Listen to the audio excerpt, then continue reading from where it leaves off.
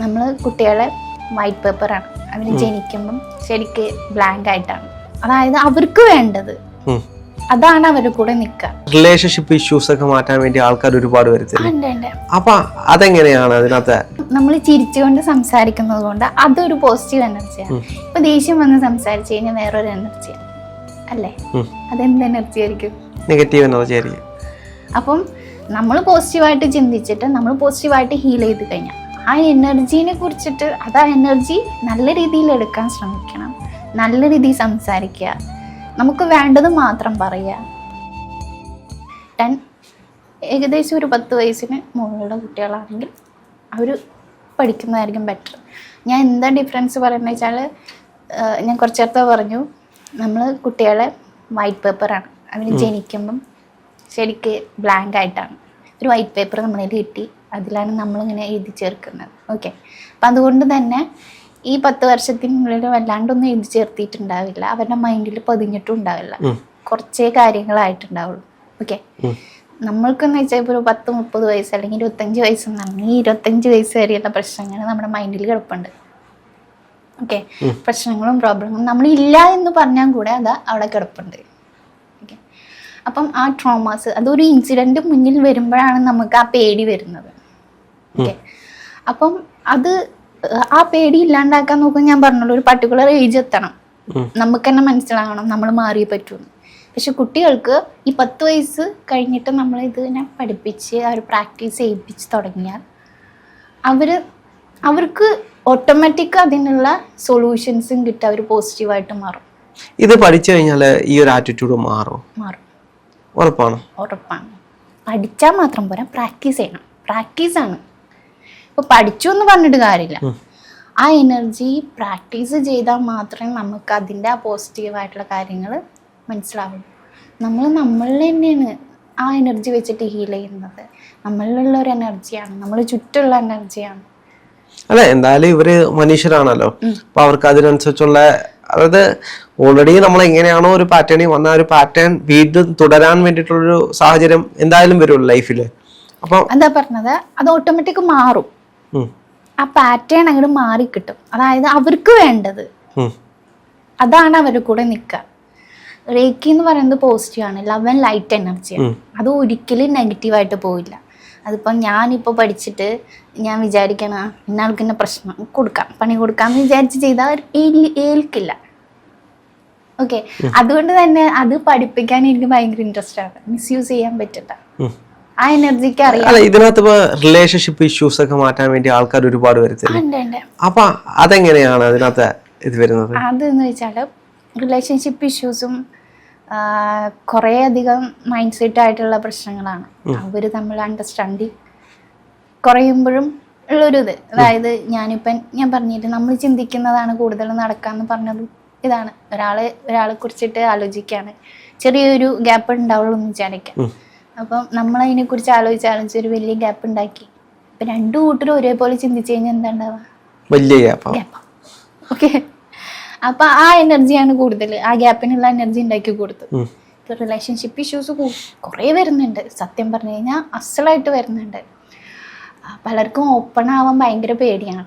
പക്ഷെ അവർക്ക് വേണമെന്ന് താനും. അതുകൊണ്ട് തന്നെ പലരും വരുന്നുണ്ട്, നല്ല റിസൾട്ട് വരുന്നുണ്ട്. 1-2 ദിവസത്തിലൊക്കെ എനിക്ക് റിസൾട്ട് കിട്ടിയ പല അനുഭവങ്ങളുണ്ട്. ഫോൺ വിളിക്കാത്തവരല്ലെങ്കിൽ മാറി താമസിക്കുന്നവരെ അടുത്തെത്തി അങ്ങനെയുള്ള ഒക്കെ ഉണ്ടായിട്ടുണ്ട്.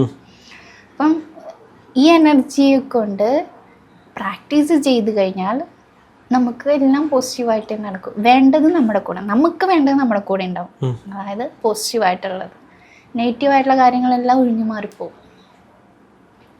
അപ്പൊ ഇപ്പം ഇതിനു വേണ്ടിയിട്ട് വശ്യം അല്ലെങ്കിൽ അതേ കൂട്ട് വലിയ വലിയ ദുർമന്ത്രവാദമൊക്കെ ചെയ്യുന്ന ഒരുപാട് പേരുണ്ട്. ഇതേ കൂട്ട് റിലേഷൻഷിപ്പ് ഇഷ്യൂല് പോയ ആൾക്കാരെ തിരിച്ചു വരാനൊക്കെ വേണ്ടിയിട്ട്. അപ്പം നമുക്കെതിരെ അങ്ങനെ ഒരാൾ ചെയ്യുകയാണ്, അതായത് നമുക്ക് അയാളോടൊരു ഇഷ്ടവുമില്ല, പക്ഷെ നമ്മളെ ഇതാക്കാൻ വേണ്ടി അവർ അത്തരത്തിൽ ചെയ്യുകയാണെങ്കിൽ അങ്ങനെയുള്ള ആളുകൾ റേക്കി പഠിച്ചു കഴിഞ്ഞാൽ അതിനെ ഇല്ലാതാക്കാൻ കഴിയും. അതായത് നമുക്കെതിരെ വരുന്ന വിഷയങ്ങളെയൊക്കെ. അതാ ഞാൻ പറഞ്ഞത്. അതായത് നമുക്ക് ആവശ്യമുള്ളത് നമ്മൾ കൂടെ ഉണ്ടാവും. പോസിറ്റീവായിട്ടുള്ള കാര്യം നമുക്ക് നടക്കും. ഇപ്പോൾ കരിയർ അല്ലെങ്കിൽ റിലേഷൻഷിപ്പ്, എഡ്യൂക്കേഷൻ, ഹെൽത്ത് ഇഷ്യൂസ്, എന്താണ് എല്ലാം മാറ്റാൻ പറ്റും. ഹെൽത്ത് ഇഷ്യൂസ് മാറുമോ? അസലായിട്ട് മാറും.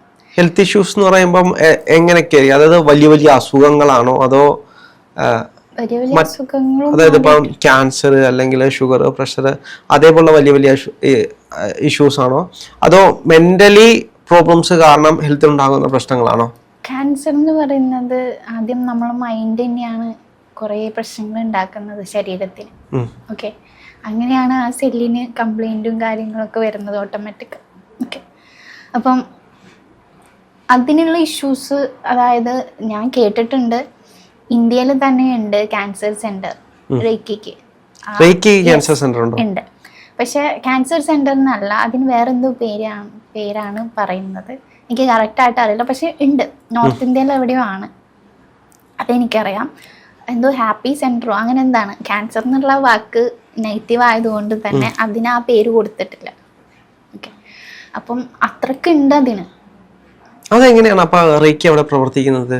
റേക്കി എന്ന് പറയുന്നത് ഒരു എനർജി, നമ്മളിലുള്ള എനർജി അല്ലെങ്കിൽ നമ്മളുടെ ചുറ്റുള്ള എനർജി വെച്ചിട്ട് നമ്മൾ ചെയ്യുന്നു.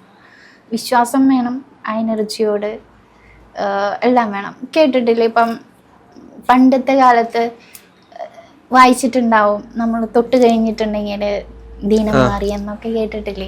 അതൊക്കെ എങ്ങനെയാന്ന് ചിന്തിച്ചിട്ട് കുറെ ദൈവജ്ഞന്മാരൊക്കെ ഉണ്ടായിരുന്നു. അന്ന് അവര് ജസ്റ്റ് വെള്ളത്തിൽ ഊതി കൊടുക്കുക, അല്ലെങ്കിൽ തൊട്ടു മാറ്റുക, ചെറിയ പഴത്തിൽ കൊടുക്കുക, അങ്ങനെയൊക്കെ കേട്ടിട്ടുണ്ട്. അതാ പറഞ്ഞ, അതൊക്കെ ഒരു എനർജിയാണ്.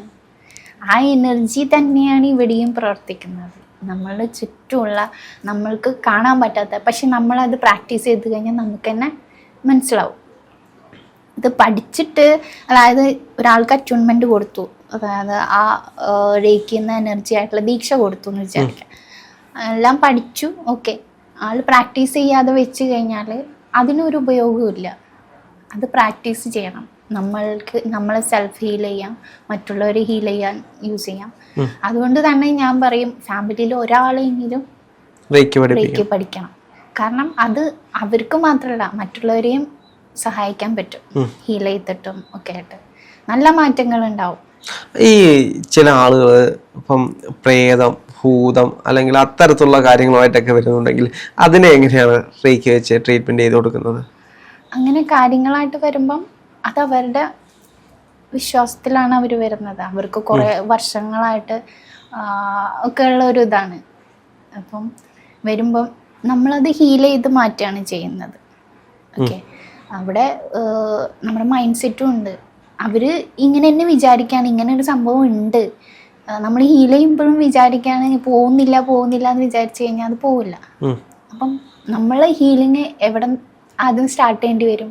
മൈൻഡിലും കൂടെ ആ വിശ്വാസം, അല്ലെങ്കിൽ അത് പോയി, ആ എനർജി പോയി എന്നുള്ളൊരു ഇത് നമ്മളുടെ മൈൻഡിലും കൂടെ വരുത്തണം അവർ. അത് വരുത്തി കഴിഞ്ഞാൽ അത് ഓട്ടോമാറ്റിക് പോകും. ഹീലിംഗ് കൂടെ ആകുമ്പോൾ പലതരത്തിലും മാറ്റങ്ങൾ വന്നിട്ടുണ്ട്. ഇപ്പം ജാതകദോഷം പറഞ്ഞു വരുന്നവരുണ്ട്, അവരുടെ ദോഷങ്ങളൊക്കെ മാറിയിട്ടുണ്ട് ഹീലിംഗിലൂടെ. അതായത് ആ ജാതകദോഷം അപ്പം ഹീലിംഗിലൂടെ മാറ്റാം.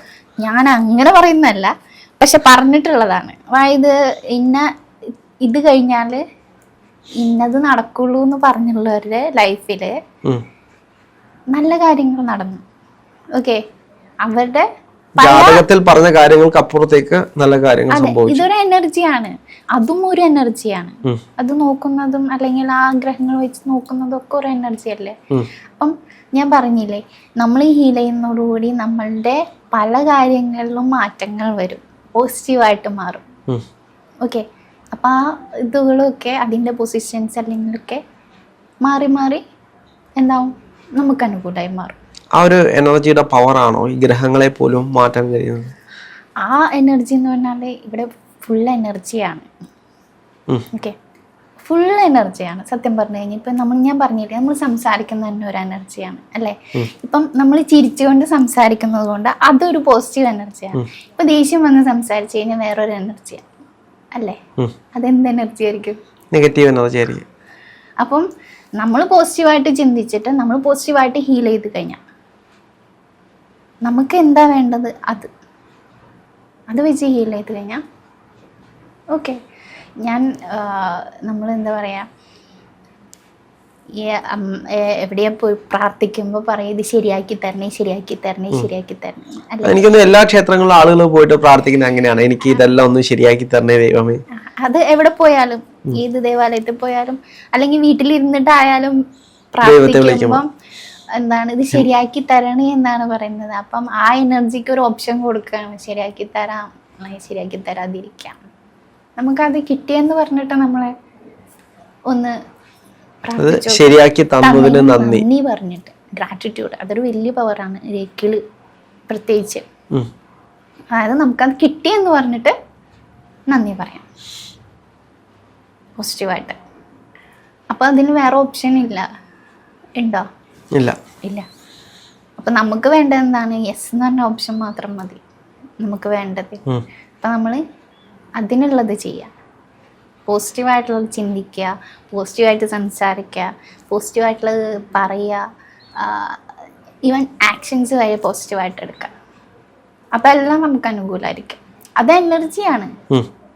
ഓക്കെ, നമ്മൾ എന്ത് ചിന്തിക്കുന്നു അത് നടക്കും. നമ്മളിപ്പോൾ അല്ല, ഇപ്പം പാസ്റ്റിൽ ചിന്തിച്ചതാണ് ഇപ്പം ഫ്യൂച്ചറിൽ നമ്മൾ ഫ്യൂച്ചറിലല്ല പ്രസൻറ്റിൽ നമ്മൾ അനുഭവിച്ചുകൊണ്ടിരിക്കുന്നു. ആലോചിച്ച് നോക്കിക്കേ, ഞാൻ കുറേ വർഷം മുമ്പ് ഞാൻ ആലോചിച്ചിരുന്നു ഞാൻ ഇങ്ങനെയായിരിക്കും, എൻ്റെ ഫ്യൂച്ചർ എന്തായിരിക്കും എന്ന് നമ്മൾ ആലോചിച്ച് ആക്കി വെച്ചിട്ടുണ്ട്.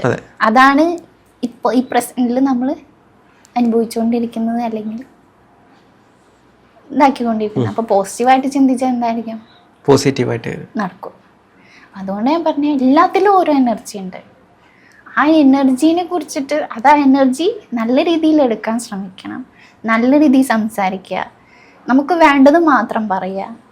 ഇതൊക്കെ അതിൻ്റെ ഒരു ഭാഗമാണ്. അപ്പോൾ റേക്കി പഠിക്കുക, പ്രാക്ടീസ് ചെയ്യുന്നതോടുകൂടി നമുക്ക് പരമാവധി നമുക്ക് പോസിറ്റീവായിട്ട് എല്ലാ കാര്യങ്ങളും മാറും. നമ്മൾ തന്നെ പോസിറ്റീവാവും, സംസാരിക്കുന്നത് പോസിറ്റീവാവും. ഓക്കെ, നമുക്ക് സംസാരിക്കുന്നതിലൂടെ ചിലർക്ക് ഹീലിംഗ് നടക്കും. ചിലർ നമ്മുടെ അടുത്ത് വന്നിരുന്ന് സംസാരിച്ച് കഴിയുമ്പോൾ അവർ ഓക്കെ ആയിട്ട് പോകും. പലപ്പോഴും സംസാരിക്കുമ്പോൾ പറയാറുണ്ട്, പലരും ഹീലിങ്ങിന് വേണ്ടി വിളിക്കും. കുറച്ച് നേരം സംസാരിച്ച് കഴിയുമ്പം അവരുടെ മൈൻഡൊക്കെ ഓക്കെ ആവും. അപ്പം ആ എനർജി മറ്റുള്ളവർക്ക് നമുക്ക് ഹീലിങ്ങിലൂടെ അവർ ഹീൽ ചെയ്തുകൊണ്ടിരിക്കുകയാണ്. നമ്മളിപ്പോൾ ഇതൊരു പ്രാക്ടീസ് ചെയ്യുന്ന ഒരാൾക്ക് അവളോട് സംസാരിക്കുമ്പം നമുക്ക് തന്നെ മനസ്സിലാവും എന്തൊക്കെ മാറ്റങ്ങൾ നമുക്ക് ചിന്തയിൽ അല്ലെങ്കിൽ സംസാരത്തിന് മാറ്റം വരുത്താൻ പറ്റും, ശരിക്കും മാറും. ഓക്കെ, അപ്പോൾ ഈ എനർജി വെച്ചിട്ട് ഞാൻ ആ കുട്ടികൾക്ക് എന്ന് പറഞ്ഞു കഴിഞ്ഞാൽ ആ കുട്ടികളുടെ ആ സിറ്റുവേഷൻസ്, അത് അവർക്ക് വേണ്ട കാര്യങ്ങൾ വേണ്ടാത്തതൊക്കെ മാറിപ്പോവുക. എല്ലാത്തിനും സൊല്യൂഷൻ വേണം. യുവാക്കൾക്ക് വേണ്ടിയിട്ട് ടീച്ചർ എല്ലാവർക്കും ഉള്ളതാട്ടോ അത്, ഞാൻ അങ്ങനെ പറയുന്നില്ല. പക്ഷെ എന്താ എനിക്കൊന്നു ഈ ഒരു സമൂഹത്തിൽ ഇപ്പൊ ഏറ്റവും കൂടുതലും അനുഭവിച്ചുകൊണ്ടിരിക്കുന്ന ഒരു യുവതലമുറയാണ്. കാരണം അവര് വളർന്നു വന്ന ഒരു ലൈഫ് സ്റ്റൈലും അവരുടെ ലൈഫിൽ വരുന്ന വലിയൊരു ചേഞ്ച് വരുമ്പം ജീവിതം പോലും മനസ്സ് മടിക്കുന്ന രീതിയിലേക്കാണ് കടന്നു പോകുന്നത്. അപ്പം അതുകൂടാതെ ജോലിയിലേക്ക് വരുമ്പം ജോലിയുടെ പ്രഷറുകൾ, ഇപ്പം ലൈഫ് ചേഞ്ച് ആയതിൻ്റെ ആങ്സൈറ്റി, ഡിപ്രഷൻ, അവർക്ക് തന്നെ അറിയത്തില്ല എന്താണ് അവരുടെ പ്രശ്നങ്ങളെന്ന്.